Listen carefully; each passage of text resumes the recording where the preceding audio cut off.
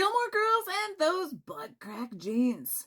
Did we ban them from set, or was there something else going on? I can tell you one thing. They were definitely a pain in my ass. And who am I? Hi, I'm Valerie. I was the key set costumer on Gilmore Girls, and I share a lot of fun facts from behind the scenes, which you will be missing out unless you hit that follow button. Please make sure to engage with this post, especially when it hits your FYP. Follow me over on YouTube to catch the ones that don't. The fashion of the early aughts was not the most flattering unless you had the body of a stick. In the late 90s, the waistline of pants were at the belly button, and they would usually be paired with a crop top.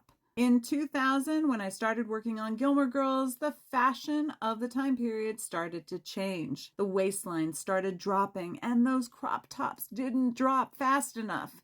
Because the show took place in Connecticut, where ideally it is a much cooler climate, we couldn't have people running around in crop tops with ultra-low jeans. I remember Amy, who was the creator of the show, telling us that we needed to make sure we never saw skin.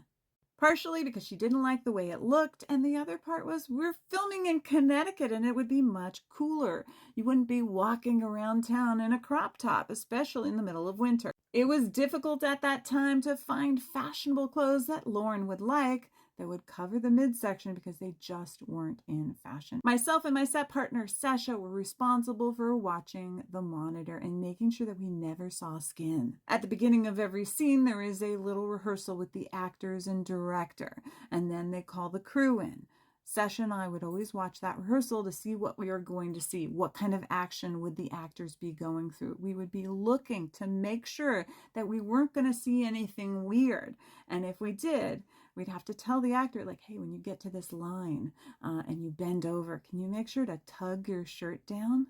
Not only was it our job to tell the actors to tug their shirt down, we also had to stand by the monitor in Video Village. This is where the director, script supervisor, and producers all watch the scene. We would stand just at an angle where we could see the monitor and see if the actors were showing skin. If we did, we would point it out, and the director had to call cut. Now, on any other normal show, we would have not had that kind of power, but because there was so much dialogue on Gilmore Girls and it all had to be word perfect, producers wanted us to cut the take as soon as we noticed that there was going to be an issue, because if it wasn't usable, then why go to the trouble of doing the entire 8-10-page scene? One other thing about Gilmore Girls is we needed 3 perfect masters.